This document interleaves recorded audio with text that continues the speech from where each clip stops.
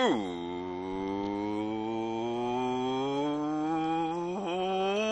what's up, nerds and geeks? My name is OMGWTF, LOL after WBRB. Welcome back to more Total Extreme Wrestling 2016, episode 100. That's a 1 with 2 zeros of the Invasion series. We're playing as the WWF, of course, year 2001, the last day of 2001, about to be year 2002. We're booking the Invasion angle, as I previously mentioned, and we are running the final pay-per-view of 2001. It wouldn't be an OMG video until I pronounce a word wrong. Final pay-per-view of 2001, Armageddon, and yeah, this is a milestone on the OMG channel here. I don't think we've made it to an episode 100 in any of our Total Extreme Wrestling series, so a milestone here. Plus, I think this is the first time we actually, I don't want to say booked a full year, because this wasn't a full year, but it started off pretty relatively early on. I'd say it's still early on in the year, so this is the first time we've actually gone, I'd say, at least more than 3 months in a year. Usually it starts off at least later in the year, or I never got to a full year. Either way, this episode, I know I talked a little bit about how we're going to explore the mod, after Armageddon. We're not really going to explore the mod after Armageddon. I think what we're going to end up doing is I'm going to just go ahead and go over the end of the year awards, and then episode 101 isn't going to be an episode of Raw. It's not going to be an episode of anything. It's just going to be us exploring the mod and seeing pretty much all the craziness that's happened in this short time that we've been booking this. Either way, though, nerds and geeks, let's stop wasting time. I know you guys are ready for this. I know I'm ready for this. I know my buddy Chris is ready for this. I know everybody's ready for this. I'm going to take a drink of this monster because I already, don't have enough energy as it is. Then I'm going to press the yes button, and we're going to run this show. We do have a pre-show match here, which, honestly, does pretty good. Solid C rating here with a 64. Billy Kidman defending the Cruiserweight Championship on the pre-show. Wow, look at that. 55,000 people in New York Yankees Stadium. Decent wrestling, but not much weighing heat. Billy Kidman going over Grandmaster Sexay, because they're both lower mid-carders, why not? After beating him with the Shooting Star Press, making his 7th defense of the Cruiserweight Championship. They had a good match, actually. 67 for Billy Kidman, Grandmaster Sexay with the 58. Sexay's not bad. We might have to pay more attention to him in the future. Maybe post-invasion. We open... Actually, no, we don't. This is the main event of the pre-show. My apologies, I almost got excited there. Main event of the pre-show, nothing really too special here. It was just the 3 mid-carders that didn't get used, so why the hell not? 71 B- here, a decent pre-show match. The WCW Commissioner, Lord Steven Regal, going over Rikishi and the Right 2 Censors, Val Venus, in 10 minutes, 3 seconds. After feeding Val Venus with the power of the punch, 71 B-, I don't know if I mentioned that. Oh my god, I got hiccups all of a sudden. Regal carrying the match. Venus was the weak link here tonight. Regal with a 76. Rikishi with a 63, not 53. Val Venus with the 53. And Regal is also improving in performance. So we open up the pay-per-view with Chuck Palumbo versus Rob Van Dam in a solid 82 B rating match here. Felt that had good wrestling and a decent reaction from the crowd. Chuck Palumbo going over Rob Van Dam in 12 minutes 52 seconds by pinfall after Stacy Keibler interfered. So we opened up the match here with RVD and Palumbo, a little bit of a vengeance match after Palumbo got irritated when RVD beat him for the number 1 contendership for the Intercontinental Championship. So Palumbo went on to cost RVD his shot at the Intercontinental Championship when he put up the number 1 contendership against Benoit. Started a little bit of a feud here where Palumbo was trying to get Stacy back after Stacy walked out. And it seems like mission accomplished because Stacy Keibler makes a surprise return as she rushes down to the ring, distracts Rob Van Dam long enough for Chuck Palumbo to hit him with, I don't know, full throttle powerbomb, whatever that finisher move he had was, to get the 1, 2, 3 and beat the ECW upstart. Chuck Palumbo, unfortunately, was visibly tiring for towards the end, and Stacy did good work ringside as she was the manager here tonight, even though it was supposed to be like a late entry, but that's fine. Got the show off to a strong start. Palumbo with an in-ring performance of a 68, so of course Palumbo's not the best person to go with over RVD, but storyline-wise it made sense. RVD with the in-ring performance of an 87. I'll explain that storyline-wise thing when we actually get towards it. What's this change here? Oh, Stacy Keibler's gimmick. She apparently needed a new gimmick change. So let's go ahead and switch from a seductress to a prima donna, which gets in a rating of average. RVD, though, with an impressive 87 in-ring performance tonight, guys. He's looking good. He's come a far way. We then go into a 78 solid B rating here. Backstage, we see both Matt Hardy and the WWF Women's Champion, Lita, preparing for their matches tonight. Of course, Matt Hardy will be in a triple threat match for the WCW Canadian Championship, along with Lance Storm, the champion, and Jeff Hardy, his brother. And Lita makes history tonight as she and Molly Holly will challenge, or Molly Holly challenges Lita, I should say, for the Women's Championship inside a ladders match. Don't know how you can be inside a ladders match, but that's how I said it. Either way, both Matt and Lita, they're getting ready for their matches tonight, and that's when Jeff Hardy walks in. And last time we saw Jeff, I believe, was on Nitro, or was it on Raw? I'm not sure. I think it was Nitro, where pretty much Matt Hardy got jumped. We don't know by who, but he was jumped and taken out of the match, and Matt thinks it was Jeff. So Jeff walks in and he says, "Hey, Lita. Matt, Matt, I was hoping you and I could talk before the match tonight. Look, I know things don't look good, but I swear to you, man, I didn't jump you on..." I said Raw. It was on Nitro. On Nitro. Why would I do that, man? You're my brother. Come on, man, talk to me. I just want to know that whatever happens tonight, whether one of us win or both of us lose, that we're still going to be partners, that we're still going to be brothers. And then Matt finally speaks and he says, "Jeff, no matter what happens tonight, we'll always be brothers. But as for partners, we'll just stay out of my way tonight, and we'll see about that. Now, if you don't mind, can you leave? I'd rather not be in the same room as the enemy tonight." And Jeff's like, "I can't change with you. I mean, this is Team Extreme's locker room." "All right, fine. I'll see you out there tonight. Good luck, Lita."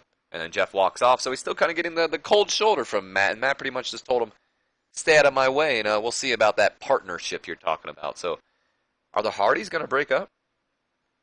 Seems like that way. As we lead into our next matchup, the first title match of the night, WWF Hardcore title on the line.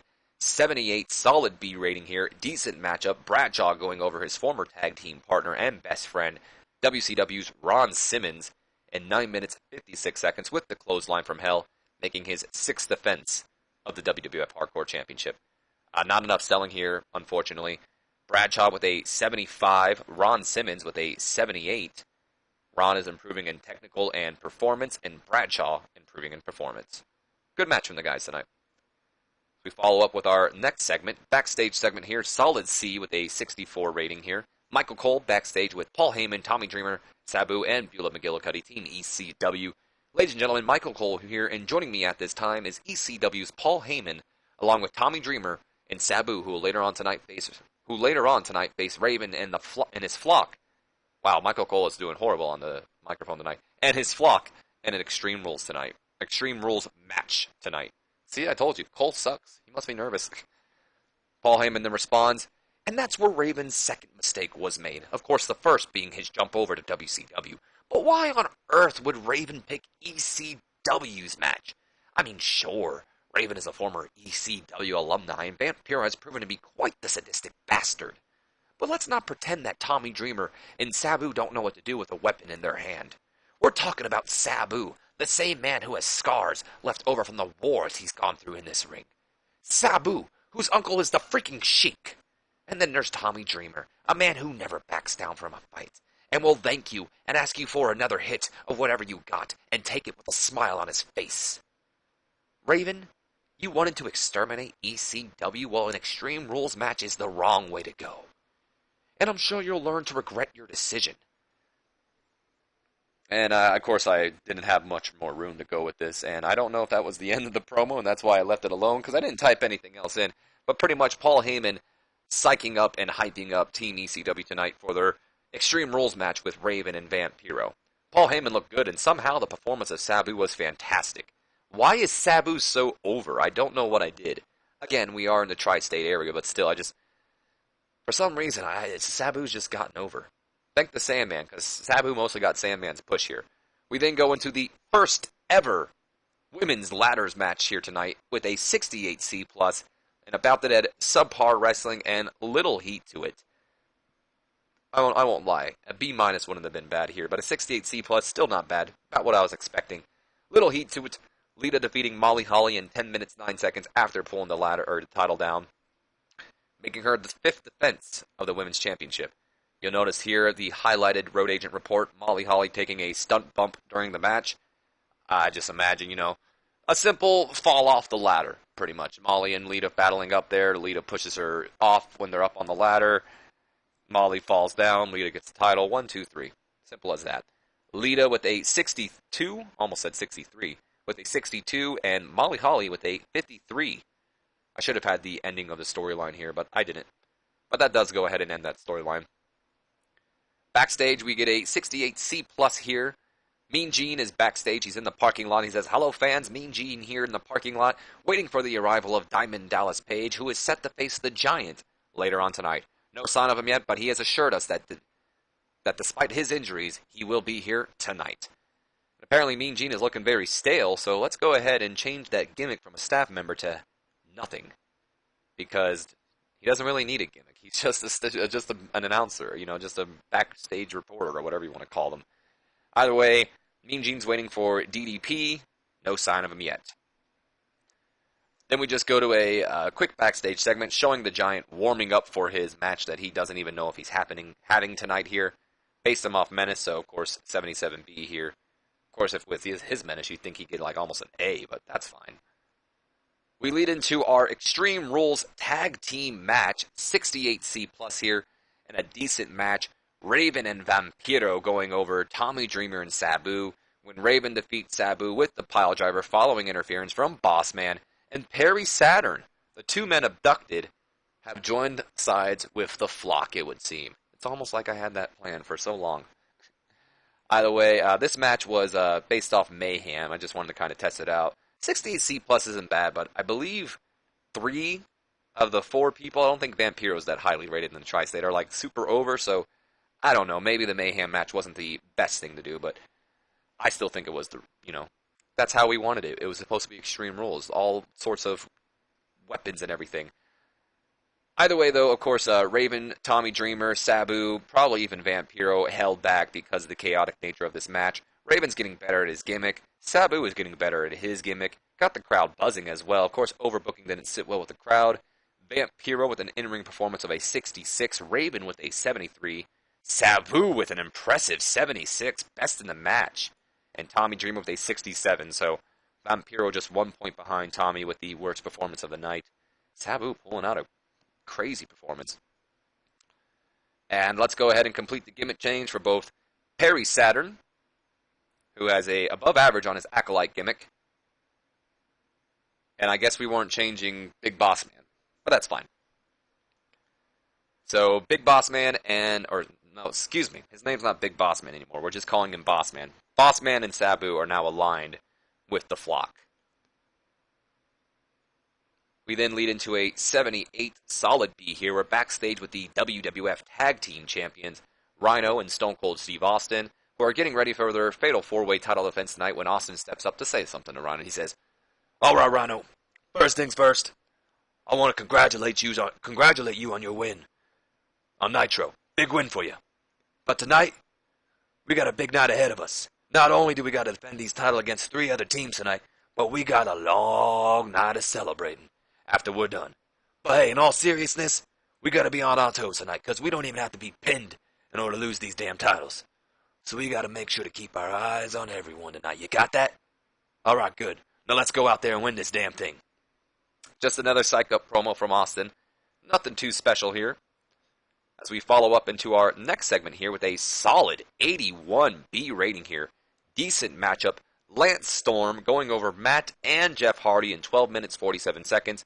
When Lance Storm defeats Matt Hardy, ignore the quick roll-up here. It was supposed to be kind of like a flash pinfall, but I'll explain that in a second. Lance Storm making his 14th defense of the Canadian Championship. So like I said, what I'd imagine happening here is we get a back-and-forth contest. And, I know Matt told Jeff to stay out of his way, but maybe Jeff really is kind of a prick that Matt is catching on to now, or maybe Jeff just, looks at it like, "I'm sorry, man, but opportunity is opportunity." And during the match, Jeff sees an opportunity, hits the Swanton Bomb on Matt Hardy. Maybe even, actually, I'd imagine that Lance Storm and Matt Hardy, Lance Storm hit the super call, or last call super kick, that's what I'm trying to say, on Matt Hardy, was going for the win, or the pin. Jeff went for a swanton, Lance moved out of the way. Jeff hits Matt. Lance tosses Jeff out of the ring. 1, 2, 3. Lance Storm retains the title. Matt Hardy with a 77. Lance Storm with a 78, and Jeff Hardy pulling out the weakest of the three tonight with a 74. So Lance pulling out the best in-ring performance. Jeff with the worst, but they're all not that far apart. And that's most likely, well, actually not most likely, will end this feud between the Hardys and Lance Storm here. Not a bad matchup. 77B, as I didn't write anything down here because I can just explain it myself. Nothing too special. Giant's in the ring. He's waiting for Diamond Dallas Page, pretty much saying, I took DDP out. He's not even going to be here. I broke his back when I put him through that table. Diamond Dallas Page is retired. His brittle old body can't hold up with the, yo, it's me, it's DDP. Diamond Dallas Page's music hits, and out comes the WCW's People's Champion, who is here, and he's ready to take on the Giant. As we go into our matchup here, which gets a solid 79B rating here. Great heat, good wrestling. DDP going over the Giant in 12 minutes 50 seconds with the Diamond Cutter. Giant with an 86 in-ring performance. Diamond Dallas Page with an 80. So I kind of went back and forth on who to have go over this. Giant with all his momentum, I thought winning. But I figured, DDP would be a good choice to win, and we might be able to continue this feud a little bit after. And the reason, and here, this is why I went DDP over. Because at first I was like, I don't know how he would actually beat the Giant, though, especially with an injury, or, air quotations, injury. But then I thought, what would be a cool spot? Giant lifting DDP up in the air for a choke slam, just for DDP to slide out of it, and as he's coming down, take Giant down with a Diamond Cutter, and pin him with the 1, 2, 3. I thought that'd be cool, so we're going to go ahead and stick with that finish, as DDP beats the Giant here tonight. Giant also improving in performance. We then go to a 75B-. Again, I didn't write anything out just because it's a kind of a generic promo, and I figured I can just explain it on my own. Chris Jericho and Christian, similar to how Austin and Rhino were earlier tonight, preparing for their matches. Jericho kind of giving the last warm-up speech that, tonight, you got Edge, I got Goldberg, but we got this, just hyping each other up. Typical Chris Jericho and Christian stuff. We lead into, holy hell, wow, this match I don't think had any right to be an A rated, but I'll freaking take it. An 89 A rating for this matchup here, and a bout that had great wrestling and good heat to it. Test and Albert, nerds and geeks, going over Canyon and Hugh Morris, the Steiner brothers, and Stone Cold and Rhino in 15 minutes, 28 seconds, when Albert defeats Rick Steiner with the flying leg drop. TNA wins their second WWF World Tag Team Championships.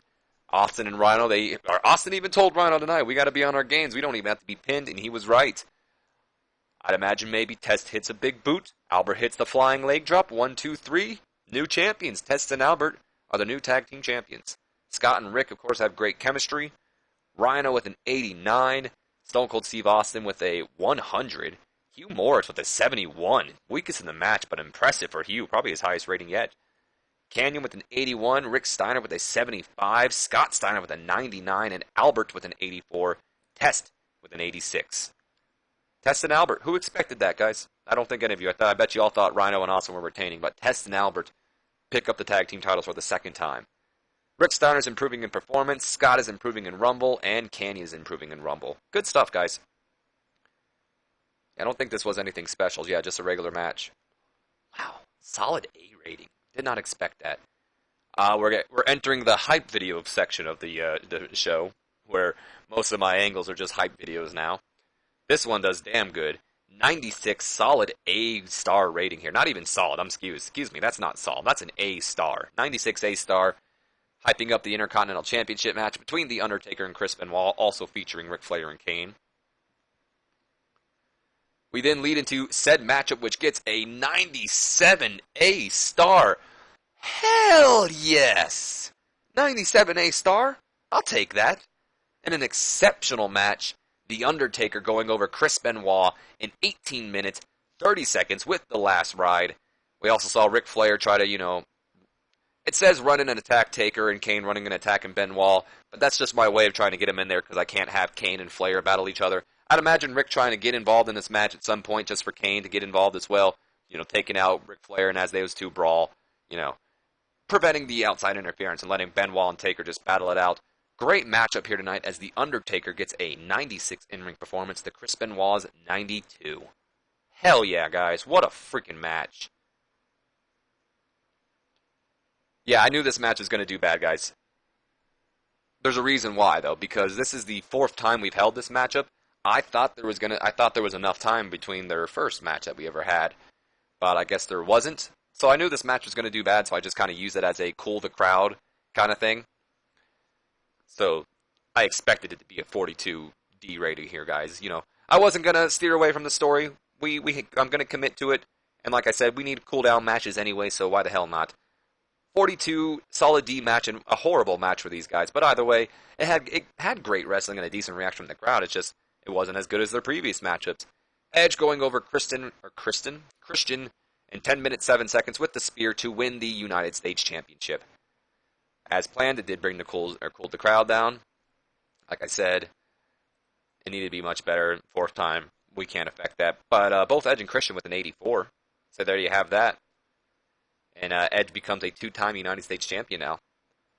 We then go into another hype package here. 86 B+ here as Jericho and Goldberg just, get their hype package. I'm kind of curious about this match because we saw what happens when we put Goldberg in really short matches. This isn't a short match, but it's definitely short for 2 main eventers. So let's see how we do. Okay, that's the intro, but that's fine. Goldberg's entrance just gets a 78B rating. All right, here we go. Okay, that's not too bad. Although Jericho and Goldberg didn't click, which sucks, but 83 B+ rating here, and about that had fantastic heat and good wrestling to it. Goldberg going over Chris Jericho in 9 minutes 44 seconds with the spear. So Goldberg beats Jericho, Edge beats Christian. Not a good night for Vitamin C. As I mentioned previously, Goldberg and Jericho just didn't click, so it made for an awkward bout.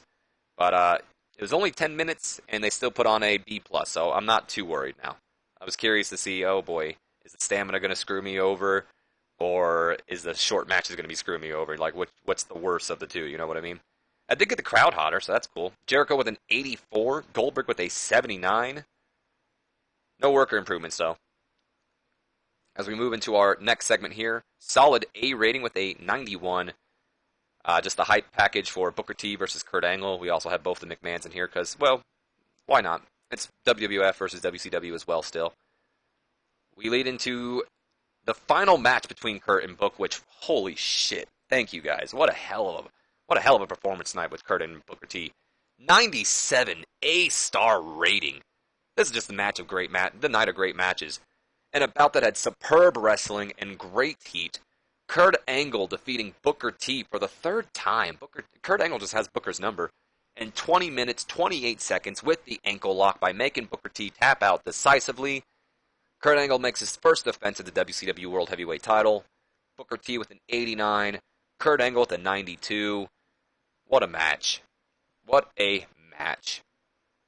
We then lead into our second cooldown match of the night because, of course, Eddie and Chavo, they don't work well as a team, and Mark Jindrak was injured, so it worked out for us. Solid 62C, though, not too shabby for you guys. And about that, had a decent reaction from the crowd in subpar wrestling. Power Plant going over Los Guerreros in 8 minutes 29 seconds when Shawn Stasiak defeated Eddie Guerrero by submission of all things. Power Plant make their 3rd defense of the WCW World Tag Team titles. What in the hell is Chris Omega saying to me? Oh, okay, so I haven't heard from you, which feels like a day, and still no Armageddon. My buddy Chris is so impatient.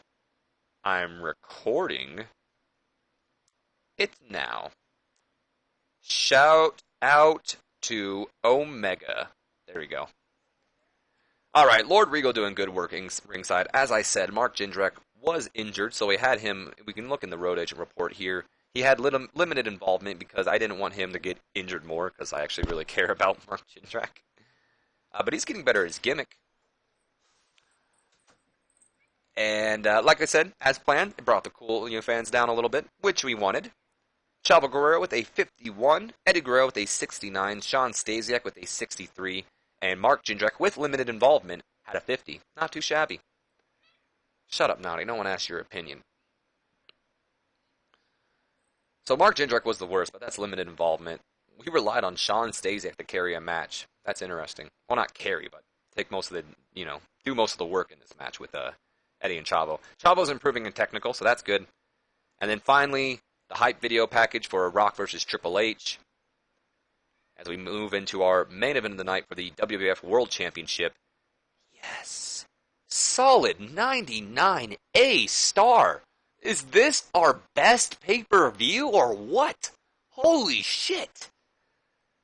Match got the crowd hotter, although it is the end of the show. Rock with a 97, Triple H with a 93.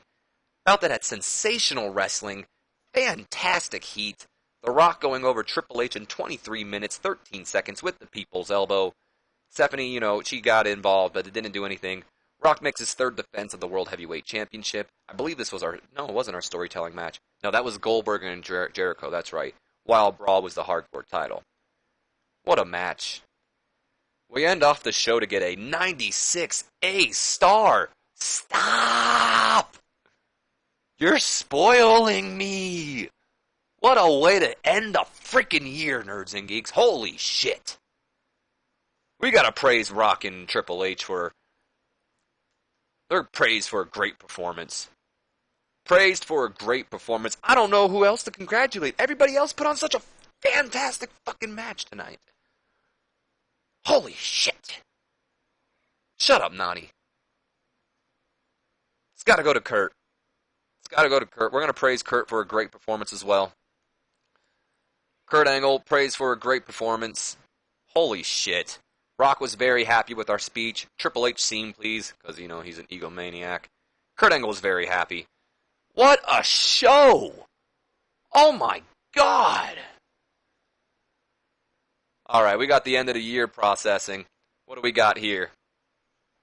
Before we end it off, I'm going to check out all the awards, and we're going to lead into...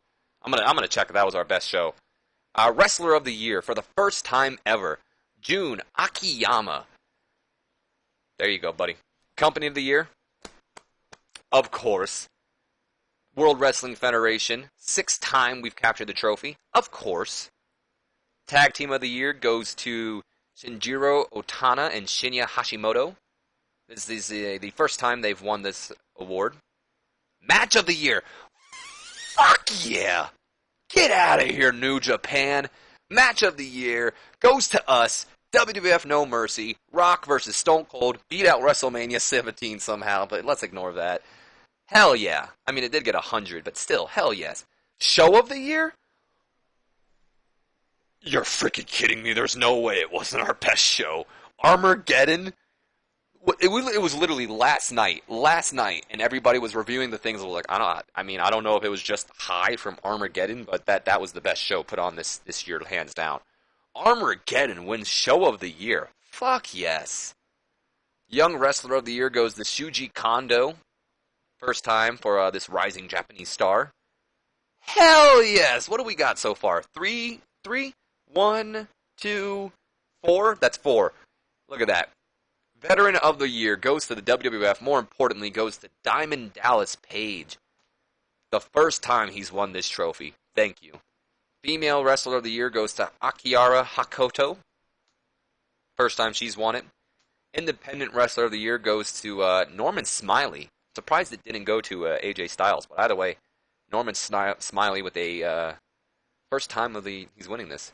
Manager of the Year goes to Jim Neidhart. He's written by New Japan. It's interesting. Oh, he's the mentor of Roderick Strong. I didn't know that.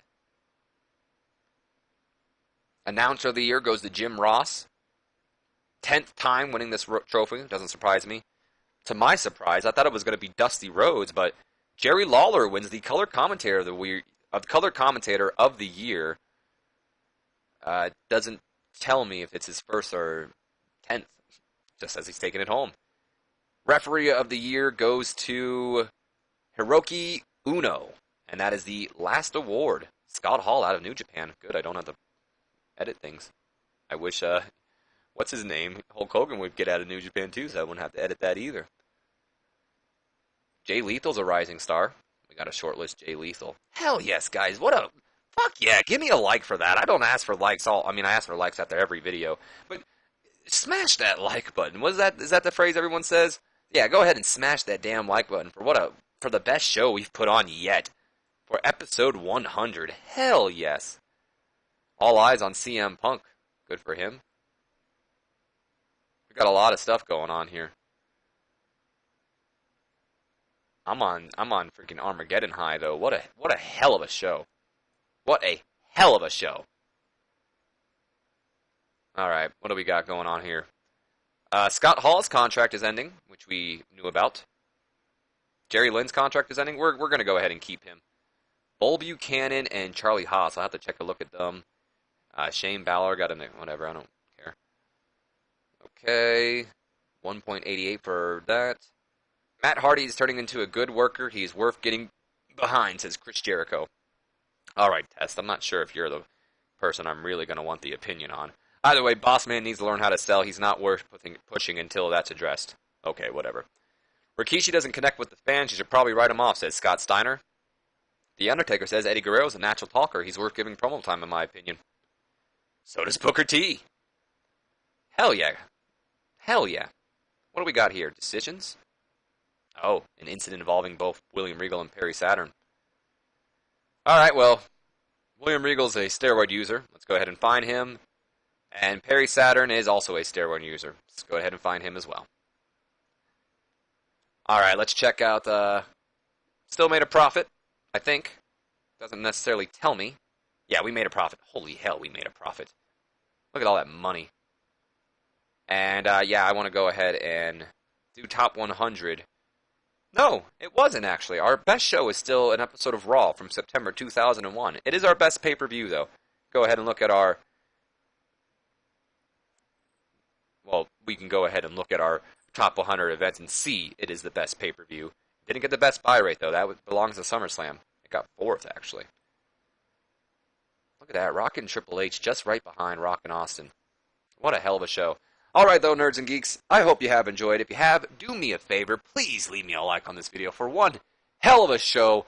Invasion Angle's rolling strong as we are now in the year 2002. And we're leading up to the Royal Rumble. Lots of big things are going to be happening, nerds and geeks. I can't wait for it. Like I said, make sure to leave a like. Don't forget to comment. And subscribe if you haven't already. As always, my name's Benoit, WTF, LOL, FTW, BRB. Don't forget to share this video with your friends, Facebook and Twitter and the Instagrams, whatever the hell is the social media you kids use nowadays.